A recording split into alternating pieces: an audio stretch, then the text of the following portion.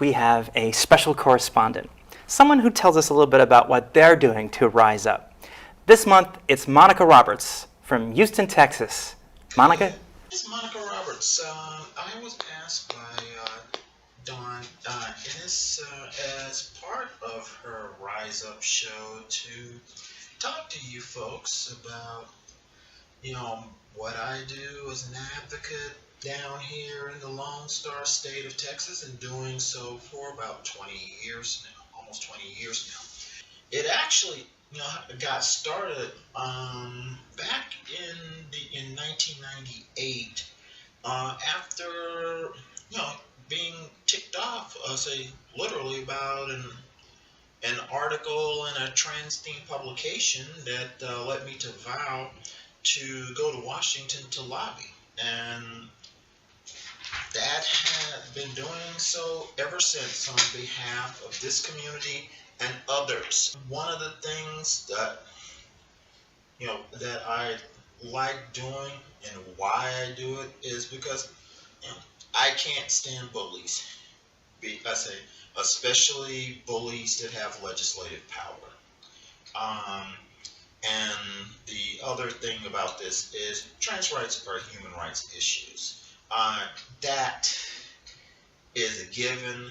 That is non-negotiable, and that is also something that needs to be a reality, say an accepted reality in this country and across the world where we trans folks inhabit the planet. What are the things I do to advance our human rights? In addition to my now 11-year-old blog called Griot, I also have lobbied at the state and federal level in the states of Kentucky, where I used to live for about 8.5 years, and my home state of Texas. I've lobbied, the city of Houston. I've also lobbied the city of Louisville. I've lobbied school districts to pass trans inclusive policies, both in those two locales. And I'm there, to stand up for other groups when they are doing the same thing in terms of standing up for their human rights. As for when did I transition? I finally stepped up about 1994 to do so. And I like to say my life began when I transitioned. Because I've gotten to do some amazing things over the last couple of years since then. I've gotten a chance to go to the White House several times. I've gotten a chance to meet amazing people inside and outside this community that I probably wouldn't have met if I had not done so.